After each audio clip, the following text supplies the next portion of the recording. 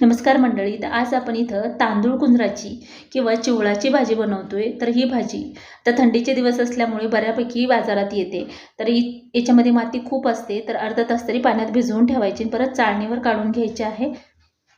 भाजी स्वच्छ धुवून झाल्यानंतर कढईमध्ये 2 तांबे पाणी थोडंसं मीठ टाकून गरम करायला ठेवलं होतं. त्यामध्ये ही भाजी टाकायची आणि अगदी थोडीशी उकळी आली की भाजीचं ही जी लालसर पाणी आहे ते निघलं जातं. माथटपणा ह्या पाण्यामध्ये असतो. असंच कधीही रानभाजी करायची नाही. तर एक उकळी आली की लगेच काढून घेतली. जास्त वेळ ठेवलं तर खूप शिजल्या जाते भाजी.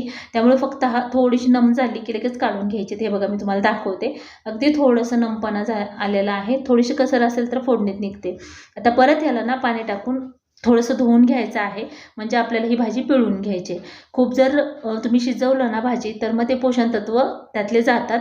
कधीही म्हणतात की रानभाजी करताना ना डायरेक्ट फोडणी टाकायची नाही. ती भाजी जी आहे ती माती वगैरे जमिनीवर असल्यामुळे आपल्या पोटात जाऊ शकते किंवा ती भाजी चवीला सुद्धा व्यवस्थित लागत नाही, माथट अशी लागते.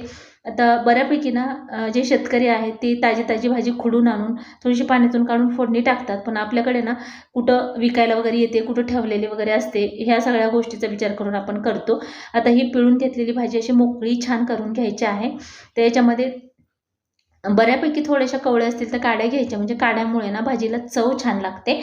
फक्त शेंडे वगैरे घ्यायचे नाहीत. रानभाजी कुठलीही घेताना त्याला बऱ्यापैकी काड्या घ्यायच्यात.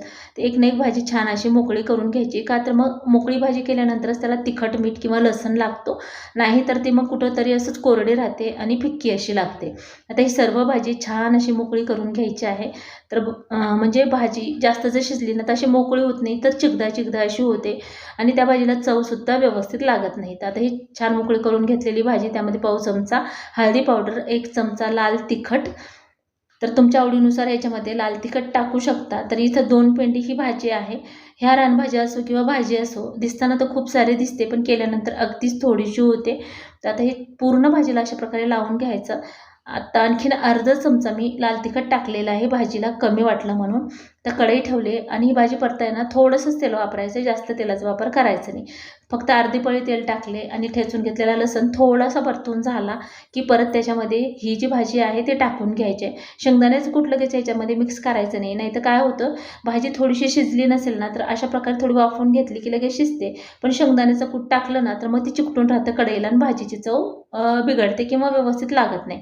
तर शेवटी शेंगदाण्याचं कूट टाकायचं, म्हणजे चव छान लागते भाजीची आणि भाजी असं कढईला चिकटत नाही.